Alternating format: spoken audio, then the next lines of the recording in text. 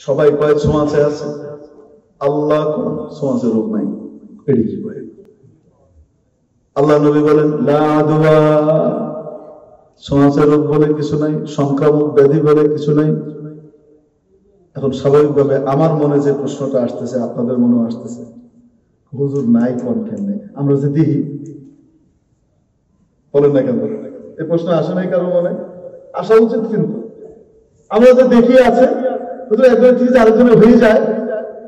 আমাদের মাইক্রোস্কোপ বলতেছে, আমাদের ল্যাবরেটরি টেস্ট বলতেছে, আমাদের অভিজ্ঞতা বলতেছে, WHO বলতেছে, আমরা তো দেখি, হয়তো এই প্রশ্নটা যেমন আমাদের মনে আসছে, রসুলের জমানায় রসুলের সাহাবীদের মনে আসে নাই? আসছে। এক সাহাবী জিজ্ঞেস করে বসছে, ইয়া রাসূলুল্লাহ, আপনি বলছেন নাই এবং আপনার কথাই ঠিক, এটা আমরা বিশ্বাস করি, চোখে যা দেখি ভুল, কানে যা শুনি ভুল, আপনি যা বলেন তাই ঠিক, কিন্তু ইয়া রাসূলুল্লাহ মনে একটা খটকা, যদি একটু উত্তর দিয়ে দিতেন। কি? ইয়া রাসূলুল্লাহ, আমরা যে দেখি হয়, কিভাবে হয়? ইয়া রাসূলুল্লাহ, এক পাল উট চড়ছে একটা নির্মল আবহাওয়ার ভিতরে, কোত্থেকে একটা চুলকানিওয়ালা উট আসলো।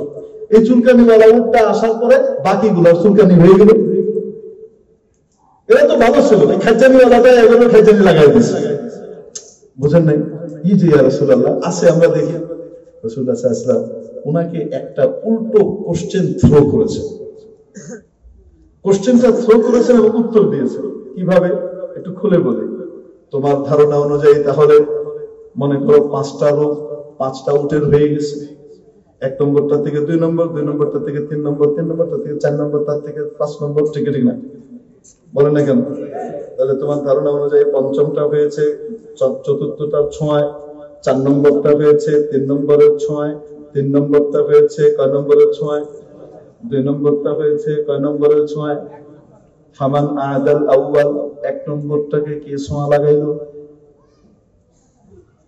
নবীজি প্রশ্ন করতেছেন, 1 নম্বরটা কার ছোঁয়ায় হইল? কইয়া রাসূলুল্লাহ আল্লাহ। যে আল্লাহ 1 নম্বরটাকে দিয়েছেন, সে আল্লাহ 2, 3, 4, 5 গুলাকেও দিয়েছেন, কোন ছোঁয়াচের দরকার নাই। তাহলে বোঝা গেল ছোঁয়াচের রোগ আছে। আল্লাহ নবী যা বলছেন ওটাই ঠিক, আমরা এটাই বিশ্বাস করি, ঠিক কি ঠিক না? বিজ্ঞান পরিবর্তনশীল, আল্লাহ নবীর কথা পরিবর্তনশীল নয়। আরে 300 বছর আগে বলতো, 300 বছর আগে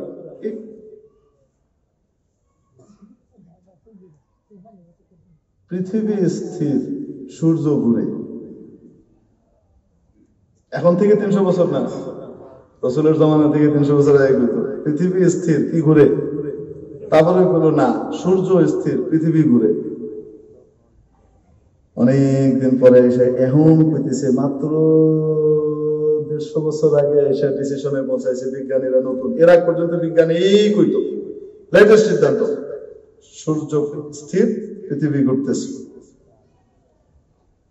এখন লেটেস্ট ডিসিশন আসছে, পৃথিবীও সূর্যকে কেন্দ্র করে ঘুরে, সূর্য তার সবকিছু লইয়ে ঘুরতেছে, ঠিক কি ঠিক না? সবাই ঘুরে, আমরা বলি এইটাই ঠিক। কেমনে কইলেন? এটা আর চেঞ্জ হবে না। কেন হবে না? এই যে এতদিন পর্যন্ত বিজ্ঞান যে বোমবাং দেহে আমরা কইছে এটা ঠিক ওইটা ঠিক, মানুষ তো মনে করছে ওইটাই ঠিক, কিন্তু এখন 150 বছর আগে এসে যে সিদ্ধান্ত নিয়েছে, এই সিদ্ধান্তটা কোরআনের সাথে মিলে, তাই এটা আর চেঞ্জ করার দরকার নাই। কোরআন বলেছে লাশ-শামসু ইয়ানবাগি লাহা আন তুদরিকাল কমারা ওয়ালাল-লাইলু সাবিকুন নাহার।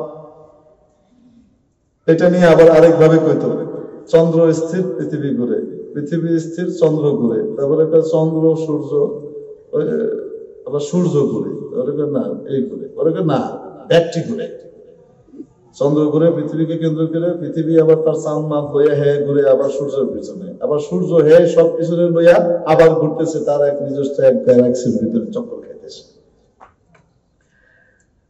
ওয়াকুল্লুন ফি ফালাকি ইয়াসবাহুন, আল্লাহ বলেন চাঁদ সূর্য যা কিছু আছে সব কিছু মহাশূন্যে ভেসে বেড়ায়, ভেসে বেড়ায়। বোঝা গেল শেষ যে সিদ্ধান্তটা দিছে এটা কোরআনের সাথে মিলছে, আর্থিকবাজি মারার দরকার নাই। ঠিক কি ঠিক না? তাহলে কোরআন দিয়ে বিজ্ঞান বুঝবো না, বিজ্ঞান দিয়ে কোরআন বুঝবো, কোনটা ঠিক? কোরআন হাদিস দিয়ে বিজ্ঞানকে মাপবো, ঠিক কি ঠিক না? নাকি বিজ্ঞান দিয়ে কোরআন হাদিসের মাপামাপি করবো? তো হুজুর তাহলে রাসূল সাল্লাল্লাহু আলাইহি সাল্লাম যে নিষেধ করলেন, রাসূল যে নিজে কুষ্ঠ রোগীর কাছ থেকে পালাইতে বললেন, এই হাদিসটা কইলেন না? কোথায় কইলেন? ওই যে বললেন ফিররা মিনাল মাজজুমি ফিরারাকা মিনাল আসাদ, কুষ্ঠ রোগীকে দেখলে এমন ভাবে পালাও যেমন বাঘ দেখলে পালাও। কারণ কুষ্ঠ রোগকে ওই সময় ছোঁয়াচে রোগী মনে করা হতো। কুষ্ঠ রোগীর থেকে এমন ভাবে পালাও যেন কি দেখলে পালাও, বাঘ দেখলে পালাও। ওই যে নবীজির কাছে এক দল আসলো, হাতে হাত রেখে শপথ বাক্য পাঠ করবে। নবীজি ওই দলের সবাইকে হাতে হাত রেখে শপথ বাক্য পাঠ করালেন। তাদের মধ্যে একজন ছিল যার কুষ্ঠ রোগ ছিল। নবীজি তার হাত ধরলেন না, তাকে বললেন ইন্না কাদ বায়ানাকা ফারজি ইলা বাইতি, তোমার শপথ হয়ে গেছে, তুমি বাড়ি চলে যাও। ওই যে বললেন। তো তাহলে বোঝা গেল কুষ্ঠ রোগ ছোঁয়াচে, যেহেতু তাহলে ছোঁয়াচে রোগ আছে, তাহলে নবীজি পালাইতে বলছেন কেন? দূরে সরতে বললেন কেন? বুঝা আসছে না? নাই, পালাইতে বলছেন, দূরে সরতে বলছেন, এটা ছোঁয়াচে রোগের কারণে। এই কথাটা কি নবীজি বলছেন? কারণটা ছোঁয়াচে, এটা কি নবীজি বলছেন? তাহলে বোঝা গেল কারণ তো নিশ্চয়ই একটা আছে। সেই কারণটাকে এবার যাচাই করার জন্য আরেক হাদিস দেখেন, তিরমিজি শরীফের হাদিস এবং সহিহ হাদিস। নবীজি সাল্লাল্লাহু আলাইহি সাল্লামের ব্যাপারে বর্ণনা হচ্ছে, নবীজি খানা খাচ্ছেন, এক প্লেটের মধ্যে সবাইকে সাথে করে নিয়ে খানা খাচ্ছেন, বড় প্লেটে। পাবলিকে খায় দেন না, বড় প্লেট সবাই মিলে খায়, এরকম রাসূল এভাবে খেতেন। খাচ্ছেন, এক কুষ্ঠ রোগী আসলো, নবীজি বললেন আসো খাও। উনি হেজিটেট ফিল করতেছেন, কেন? জাহেলি যুগের চেতনা ছিল কুষ্ঠের মাধ্যমে একজন থেকে আরেকজনে কি হয়ে যায়। এখনো বিজ্ঞান বলে হয়, এখনো আমাদের চিকিৎসা বিজ্ঞান কিন্তু এটাই বলে। বাকি আমাদের বিশ্বাস নবীজির কথার উপরে, কিসের উপরে? এখন নবীজি কি করতেছেন? তাকে বললেন খাও, সে হেজিটেট ফিল করে, আমি এখানে ঢুকলে যদি অন্যদের কি হয়ে যায়। রাসূল সাল্লাল্লাহু আলাইহি ওয়াসাল্লাম তার হাতটাকে ধরলেন, ফাআখাযা ইয়াদাহু বিয়াদিহি, নবীজি ওই কুষ্ঠ রোগীর হাতটাকে কি করলেন? ধরলেন। ধরে এনে খাবারের ভিতরে ঢুকিয়ে বললেন সাম্মিল্লাহ, আল্লাহর নাম নাও, কুল সিকাতাম বিল্লাহি ওয়া তাওয়াক্কুলান আলাইহি, আল্লাহর নামে আস্থা, আল্লাহর উপরে আস্থা ভরসা রেখে খাও, কিচ্ছু হবে না। তাহলে বোঝা গেল রাসূল ছোঁয়াচে রোগে বিশ্বাস করতেছেন। আম্মা জান আয়েশা সিদ্দিকা রাদিয়াল্লাহু তাআলা আনহা বলেন, আমার বাসায় একটা ছোট্ট গোলাম ছিল, ছোট্ট বাবু গৃহ পরিচারক ছিল, সে আমার বাসায় কাজ করত। তার কুষ্ঠ ছিল, কানা বিহি জুদাম, সে আমার প্লেটে একই সাথে আমরা দুইজনে একসাথে খানা খাইতাম, আমার বিছানায় সে একই সাথে আমার সাথে এক চাদরের নিচে ঘুমাইতো, ছোট্ট বাচ্চা। তাহলে বোঝা গেল নবীজি যে দূরে সরতে বলছেন এটা ছোঁয়াচের কারণে, অন্য কোনো কারণে। সেই কারণটা কি? সেই কারণ হলো সকলের ইমানের স্তর সমান না। কারো কারো ইমান এমন মজবুত, চোখের দেখা ভুল, নবীজি যা বলছেন তাই ঠিক, কিন্তু সবার কি ইমান এরকম? যখন চোখের দেখা দেখবে হয়ে যাইতেছে, আর রাসূল কইতেছে হয় না, তাহলে রাসূলের এই বাণীর উপরে তার আস্থা দুর্বল হয়ে যেতে পারে, তার ইমানের সমস্যা হবে। অতএব তোমার দামি জিনিস ইমান বাঁচাও, তুমি এখান থেকে দূরে থাকো, তোমার ইমানটাকে কি করো? বাঁচাও। এটা ছোঁয়াচের কারণে না, কিসের কারণে? এজন্য আমরা বলি, হুজুররা বলে মাস্ক পরেন। কেন বলি? এজন্য পরেন যে আপনি দুর্বল ইমানওয়ালার ইমানটাকে বাঁচাই দেন। এটা ছোঁয়াচে এজন্য না, বরং অনেক দুর্বল ইমানওয়ালা আছে, তার ইমান কি করে? বাঁচাই দেন। তো হুজুর ওই যে হযরত ওমর রাদিয়াল্লাহু তাআলা আনহু ছোঁয়াচে রোগের এরিয়ায় গেলেন। ছোঁয়াচে মানে জাহিলি যুগের চেতনা হিসেবে 18 হিজরিতে আমওয়াসের প্লেগ দেখা দিল, মহামারী, তলে তলে লোক মারা যাচ্ছে। হযরত ওমর ওইখানে যাচ্ছিলেন, ওইখানে যোদ্ধা বাহিনী যারা আছে, সেনাবাহিনী, তাদের সাথে যোগ দিবেন। কিন্তু যে যখন সার্ফ পর্যন্ত পৌঁছালেন, কাছাকাছি পৌঁছালেন, সেনাপতি হযরত আবু উবাইদা ইবনে জাররাহ আসলেন, এসে ওখানে খবর দিলেন ওখানে ভয়ঙ্কর ভাবে প্লেগের মহামারী দেখা দিচ্ছে, মানুষ দলে দলে মারা যাচ্ছে, দলে দলে মারা যাচ্ছে। হযরত ওমর সিদ্ধান্ত নিলেন এখন আর ওখানে যাবেন না, চলে আসবেন। কমপ্লিট করে দিই। সিদ্ধান্ত নিলেন যাবেন না, কি করবেন? চলে আসবেন। হযরত আবু উবাইদা ইবনে জাররাহ আশারায়ে মুবাশশারার একজন, উনি হযরত ওমরকে বলছেন, আফিরারাম মিন কাদারিল্লাহ ইয়া ওমর, ওমর তুমি আল্লাহর লিখনি থেকে পালাইতেছো? আল্লাহ যদি তোমার মওত লিখে থাকে বাইরে থাকলেও হবে, আর যদি না লিখে থাকে ওখানে ভিতরে ঢুকলেও হবে না, তুমি পালাইতেছো। হযরত ওমর রাদিয়াল্লাহু তাআলা বললেন, আবু উবাইদা, এটা যদি তুমি ছাড়া আর কেউ কইতো আমার মনে কষ্ট লাগতো। আমার ঈমান সম্পর্কে কি তুমি জানো না? আরে আমি মৃত্যু থেকে পালানোর জন্য যাচ্ছি, এটা কিভাবে মনে করলা? হযরত ওমর যে ওখান থেকে ফিরে আসলেন, কেন ফিরে আসলেন? উপস্থিতরা পরামর্শ দিল, আপনি ডাক্তারও না, আপনি নার্সও না, কোনো প্রয়োজন নাই ওখানে আপনার যাওয়া। যদি আপনি ওখানকার নেসেসারি ব্যক্তি হইতেন তাহলে বলতাম চলে যান, যেহেতু আপনি গিয়ে তাদের কোনো উপকার করতে পারবেন না, অতএব খামাখা ওখানে যাওয়ার দরকার নাই, ওখানে চিকিৎসা চলুক। ঠিক কি ঠিক না? ওমর ফিরে আসছেন। কেন ফিরে আসছেন? কারণটা হলো হযরত ওমর তখন ব্যক্তি ওমর নন, আমিরুল মুমিনিন, গোটা মুসলিম জাহানের বাদশা। ঠিক কি ঠিক না? মুসলিম জাহানের খলিফার দায়িত্ব, যেমন আমাদের কমিশনার সাহেব এই দায়িত্ব অনুভব করেন, এই এলাকার সমস্ত মানুষের জান মাল ইজ্জত আবরু রক্ষা করার দায়িত্ব উনি অনুভব করেন। ঠিক কি ঠিক না? আপনারা মনে করেন কমিশনার হয়েছে বলে খুব আরামে আছে, রাতে ঘুম নাই, ঠিক আছে? বিশ্বাস আছে? ঠিক আছে, রাতে কোনো কি নাই, ঘুম টুম নাই, ঘুমের কোনো টাইম নাই। কেন? কোন জায়গায় হঠাৎ মারামারি লাগছে, ফোন করছে, ভাই আচ্ছা উঠতেছে, আমি আইতাছি, মাত্র ঘুমাইছে, 1 ঘন্টা হয়েছে। বলেন না কেন? হয় না, বলেন না, হয় না, মনে হয় না? কমিশনার সাহেবের অনুভূতি যদি এমন হয়, হযরত ওমরের অনুভূতি তার প্রজা সাধারণের জন্য কেমন হবে? মুসলিম জাহানের খলিফার দায়িত্ব তার প্রজা সাধারণের প্রত্যেকের ইন্ডিভিজুয়ালি প্রত্যেকের জান মাল ইজ্জত আবরুর সংরক্ষণ করা, হেফাজত করা। ঠিক না? বলেন না কেন? কি করা? হেফাজত করা। এর চাইতেও 1000 কোটি গুণ দামি জিনিস মানুষের ঈমান, সেটা হেফাজত করাও খলিফার দায়িত্ব। ঠিক কিনা? ওমরের ইচ্ছা ছিল আমি ওখানে যাব, যাওয়ার পরে যদি আমার কপালে লেখা থাকে তাহলে তো আমি শহীদের মর্যাদা লাভ করব, কিন্তু আমি ওখানে যাচ্ছি না কেন? আমার যাওয়ার দ্বারা কোনো লাভ হবে না। আমি ওখানে যাওয়ার পরে যদি আমার হয়, ওটা তো আল্লাহর লিখনের কারণে হয়েছে, ছোঁয়াচের কারণে নয়। কিন্তু আমার প্রজা সাধারণের সকলের ঈমান তো সম পরিমাণের নয়, কারো কারো ঈমান দুর্বল, সে ঈমানের মধ্যে দুর্বলতায় পড়ে যাবে। যদি ওখানে না যায় তো তাহলে মরতো না। বুঝাইতে পারেন মনে হয়? এই জন্য পরবর্তী ঘটনা লক্ষ্য করেন, হযরত ওমর চলে আসলেন, আবু উবাইদা ইবনে জাররাহ চলে গেলেন ওখানে, ওমর বলে আসলেন বদ্ধ জায়গা, এখানে রোগ এমনি বাড়ে আবহাওয়া ভালো না থাকলে। ঠিক কি ঠিক না? মানুষের রোগ প্রতিরোধ ক্ষমতা কমে যায়, ফ্রেশ আবহাওয়ার দরকার হয়। এক কাজ করো, এমন কোন ফ্রেশ আবহাওয়ার জায়গা দেখো যেখানে সেনাবাহিনীকে স্থানান্তরিত করা যায়, এটা দেখো। উনি চলে আসলেন, আবু উবাইদা ইবনে জাররাহ ফিরে গেলেন। যাওয়ার পরে আবু উবাইদা রাদিয়াল্লাহু তাআলা আনহুর প্লেগ হলো, উনি ইন্তেকাল করলেন, শহীদ হয়ে গেলেন। সকলে মিলে আমির বানালেন, সেনাপতি বানালেন হযরত মুআয ইবনে জাবালকে। মুআয ইবনে জাবাল এত বড় মুফতি ছিলেন, এত বড় মুফতি ছিলেন, সাহাবীদের মধ্যে রাসূলের জামানায় রাসূলের সামনে বসে রাসূল উনাকে দিয়ে ফতোয়া দেওয়াইতেন। রাসূল হযরত মুআয ইবনে জাবালকে দিয়ে কি করাইতেন? মাসালা দেওয়াইতেন।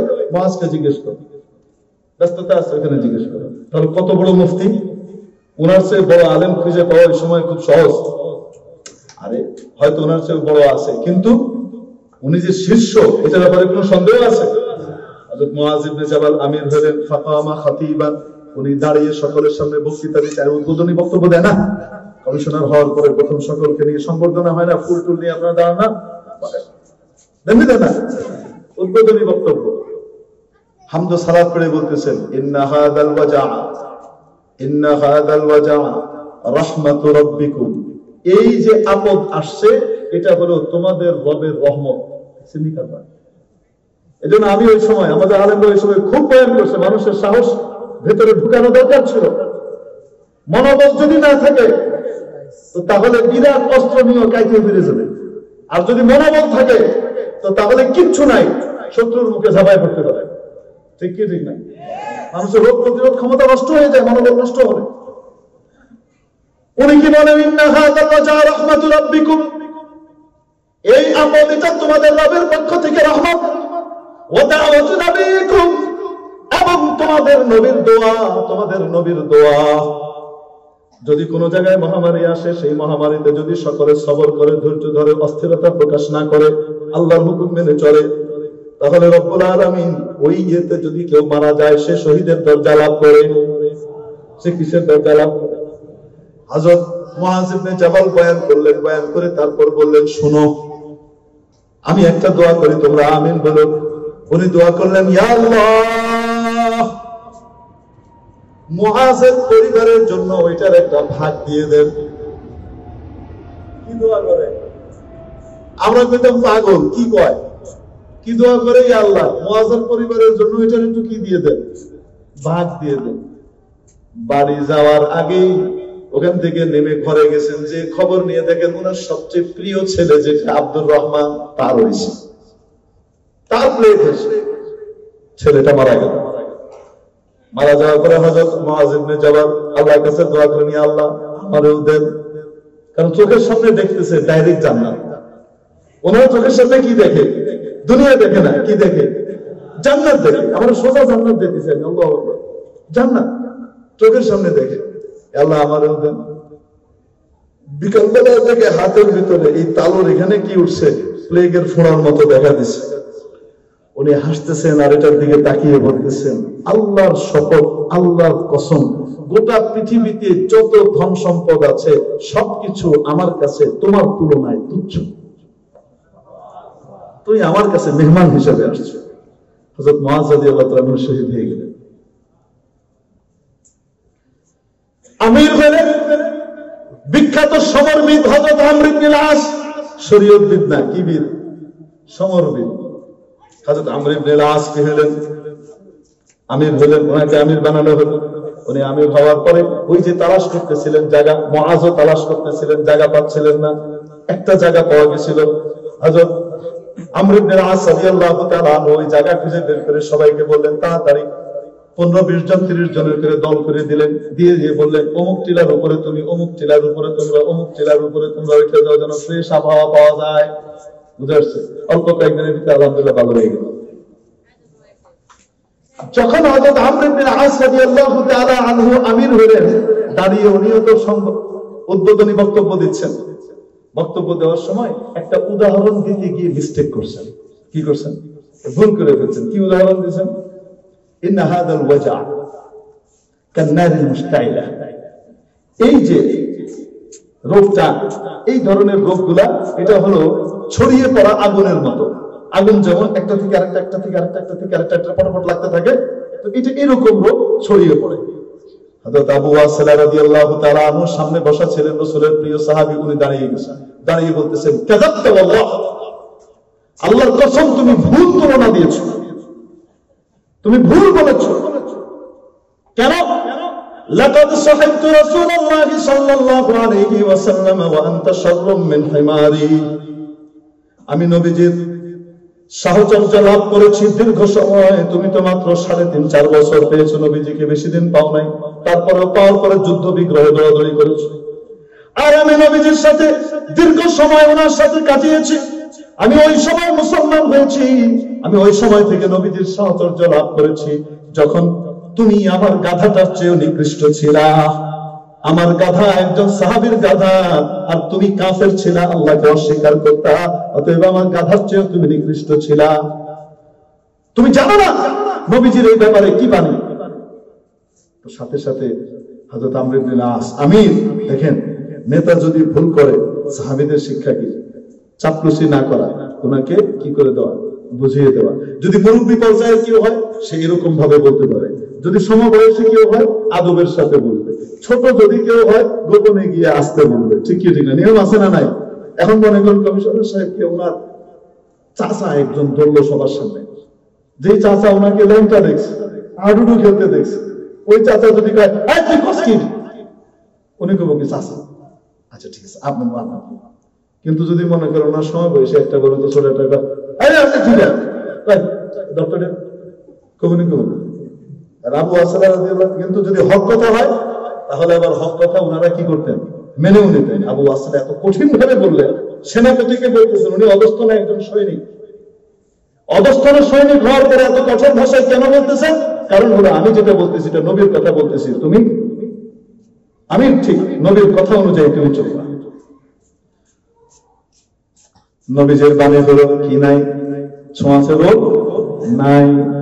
তো তারপরে উনি বললেন আমি আপনার কোনো উত্তর দিব না, আপনি যা বলছেন ঠিক আছে, আমি এটাই মেনে নিলাম। আমি কি করতেছে, মেনে নিচ্ছে, আমি এটাই মেনে নিলাম, ঠিক আছে। নবীজি বলেন তিরমিজি শরীফের 1001 নম্বর হাদিস গালিবান, নবীজি বলেন আরবাউন ফি উম্মতি মিন আমরিল জাহিলিয়াতি লাম ইয়াদাহুন্না নাস। জাহিলি যুগের 4টা জিনিস আমার উম্মতের মধ্যে কিছু লোক ধরেই রাখবে, ছাড়তে চাইবে না। কিন্তু কাজগুলো জাহিলি যুগের, কোন যুগের?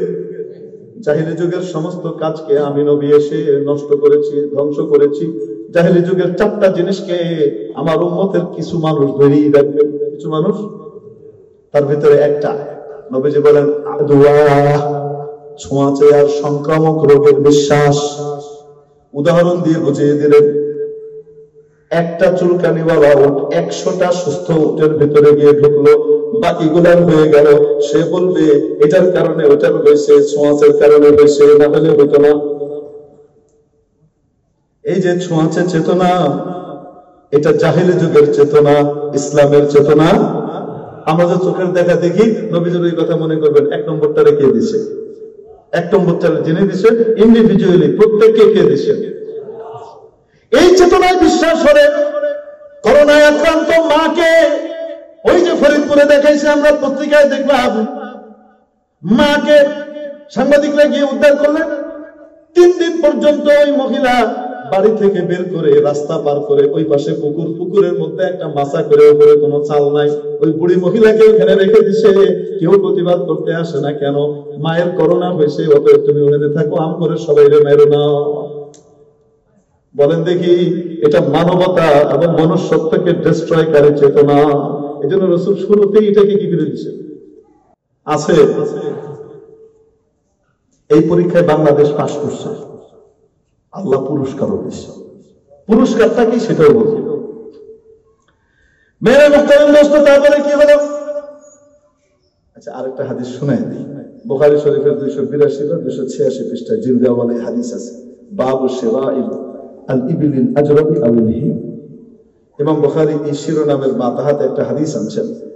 আমর ইবনে দিনার বিখ্যাত তাবী, উনি বলেন আমাদের এলাকায় একজন উট ব্যাপারী ছিল, তার নাম ছিল নওয়াস। সে তার পার্টনারের সাথে পার্টনারশিপে উট বেচা কেনা করে, উটের কাজ কারবার করতো। তাদের একটা উট ছিল, আমাদের ধারণা অনুযায়ী, মানে এলাকার লোকজনের ধারণা অনুযায়ী, ওই উটটার ছোঁয়াচে রোগ আছে। ওই ছোঁয়াচে রোগ ওরা উটটাকে বিক্রি করে দিল সে, তার পার্টনার। তো নওয়াজ এসে জিজ্ঞেস করলো পার্টনারকে, কার কাছে বেচছস? সে খুশি, বাতিল মাল গেছে গা, বুঝেন না, খুশি। কার কাছে বেচছস? এই কয় এরকম এরকম দেখতে একজন মুরব্বী নিয়ে গেছে। তুই করছস কি? হুজুরের কাছে পচা মাছ বেচছস? কয় না কেন? 2 মাছ ব্যবসায়ী মাছ বেচে, মাছ ব্যবসায়ী হুজুরের কাছে পচা মাছটা ধরাই দিয়েছে। হুজুর এটা ফ্রেশ মাছ লয়ে যান, আসলে গিয়ে গন্ধ বেরোবে, বৌদিবুত নাই। এটা কি আনছেন আপনি? গন্ধ বেরোইতেছে, আপনি দেখেন না? তো পাশের ব্যবসায়ী কি কয়, তুই এমন আবু জেহেল, তুই হুজুরের কাছে নি পচা মাছটা বেচলি? কয় না কেন? ঠিক ঠিক না, কত ঠাড়া বড়। তো নওয়াজ কয়, তুই করছসটা কি? কার কাছে বেচছস? তো হুয়াই ইবনে ওমর, এটা হযরত ইবনে ওমর, রাসূলের প্রিয় সাহাবী। তারে তুই বাজে মাল ধরাই দিছস, হুজুরের অন্য উটগুলো নষ্ট হয়ে মরবো। তো তাড়াতাড়ি দৌড় মারছে, টাকা নিয়ে গেছে, গিয়ে কয়, হুজুর এই উটটার ছোঁয়াচে রোগের সমস্যা আছে, আমার পার্টনার বুঝে নেই, মাফ করে দেন, দোয়া করে বদয়া দিয়ে আমার ব্যবসাটা ঠিক হোক, আপনি টেহা লয়ে যান, আমার উটটা দিয়ে দেন। ইবনে ওমর বলে, যাও নিয়ে যাও, টাকাও নিয়ে নিলেন। নষ্ট মাল দিছো তুমি, তুমি তোমার জিনিস নিয়ে যাচ্ছ, আমাকে কি দিচ্ছ? টাকা দিয়ে দিচ্ছ। নষ্ট কেন? ছোঁয়াচে রোগে আক্রান্ত। ফালাম্মা যাহাবা ইস্তাকুহা, যখন ওই উটটাকে নিয়ে সে রওনা করেছে, হযরত ইবনে ওমর রাদিয়াল্লাহু তাআলা আনহুর একটা কথা মনে পড়ল। সাথে সাথে উনি উঠে দাঁড়ালেন, দাঁড়িয়ে তাকে বললেন, দাহ, এটা রেখে যাও। কি বললেন? এটা রেখে যাও, তোমার টাকা নিয়ে যাও। কেন? রাদিতু বিকাদাই রাসূলিল্লাহি সাল্লাল্লাহু আলাইহি ওয়াসাল্লাম লা আদওয়া। আমি নবীজির জাজমেন্টের উপরে বিশ্বাস করি, আমি নবীজির সিদ্ধান্তের উপরে সন্তুষ্ট, আমি নবীজির ফয়সালার উপরে পরিপূর্ণ হৃষ্টচিত্তে ঘোষণা করছি, নবীজি বলেছেন লা আদওয়া, ছোঁয়াচে রোগ নাই, আমি নবীজির এই কথা বিশ্বাস করি। এই উট দিয়ে কিচ্ছু হবে না, তুমি রেখে যাও, টাকা নিয়ে যাও। তাহলে কি বোঝা গেল? ছোঁয়াচে রোগ ইসলামে আছে না নাই? এই বৈশ্বিক বিপদের মধ্যে গোটা পৃথিবীকে আল্লাহ ভয় দিয়ে পরীক্ষা নিলেন। হুজুর এটা কি কইলেন? মানুষ তো মরছে। আরে মরছে ঠিক, কিন্তু এই পরিমাণ ভয় পৃথিবীর মানুষ আর কোনোদিন ইতিপূর্বে কোনো মহামারীতে পায় নাই। আরে অত মরণ এখনো মরে নাই। কয় বছর হয়ে গেছে? প্রায় 2 বছর হয়ে গেল না? 1.5 বছর হয়ে গেল তো, এখনো পর্যন্ত কি বলেন তো দেখি 1 কোটি হয়েছে? অথচ